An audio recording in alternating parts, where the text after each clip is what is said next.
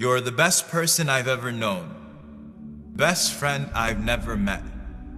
Your sincerity to me is blinding, enough to completely canvas the world with drapes that read respect, honor, love, protect, while creating a window for me to zoom in on the important things, but those are the things that I forget or neglect. I will do better.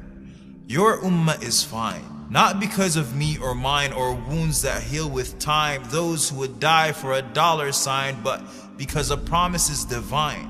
So when we feel like we're at our worst and our sadness would cause our hearts to burst, it feels like there are times when there are angels within our lines, or hovering over squares with chance of freedom in the air, and though tyrants may step on our necks, we smile, for history has always been on our side.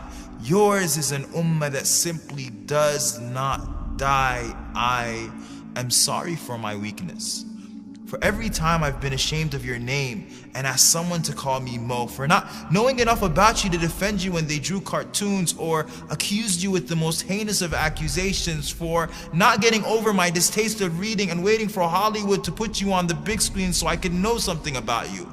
As if Steven Spielberg or Mel Gibson or Johnny Depp would somehow be able to recreate the twinkle in your eye or a beautiful bead of sweat as it scaffolds on your forehead, frantically fighting gravity, not wanting to fall off your body.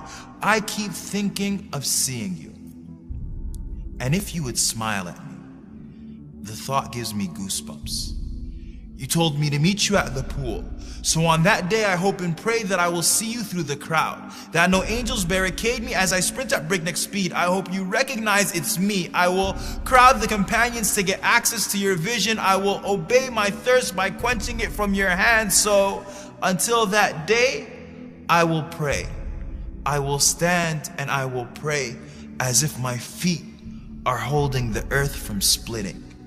If I make it, I cry at the thought of seeing you. For I know the words that I used to read from books with all too thin pages will do no justice to your voice, your scent, your touch, your face.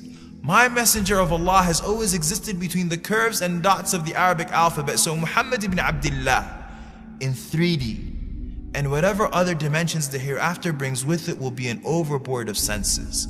I will fall in love with your shadow and will tell Ali that his description did not do justice. Tell my mother Aisha of how we heard her story of how you passed away between her chin and her chest, over and over and over again. And it made us cry every single time.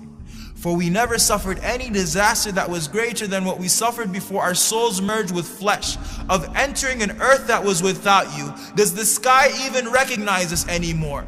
And I will sit in the shade of your smile and will ask you your story directly from your mouth as we sip on salsabil ice cold, and will be terribly embarrassed if you ask me for mine, 'cause I never did anything right other than loving you. And then, if you let me, I would love for a hug.